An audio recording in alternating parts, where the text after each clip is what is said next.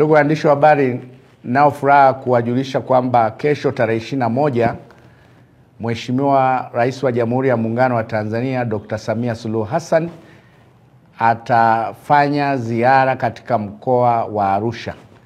Atawasili kesho tarehe 21 katika uwanja wa ndege wa kimataifa wa Kilimanjaro, na ratiba yake ya kikazi ni tarehe 22 ambapo atakuwa mgeni rasmi katika sherehe za kutunuku kamisheni maafisa wa Jeshi la Wananchi wa Tanzania katika chuo cha kijeshi Monduli.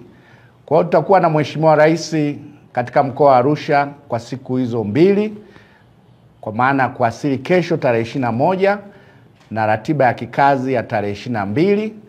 Kwa hiyo nitumie nafasi hii kwa wananchi wa wilaya ya jirani ya Rumeru na Arusha mtakaopata nafasi kushiriki katika mapokezi yatakaofanyika katika uwanja wa KIA, na kwa tarehe 22 ratiba itakuwa wilaya Monduli kwa maana ya chuo cha maafisa wa kijeshi Monduli. Kwa hiyo kwa wananchi watakaopata fursa ni pale ambapo tutaenda kumpokea kesho katika uwanja wa kimataifa wa ndege wa Kilimanjaro.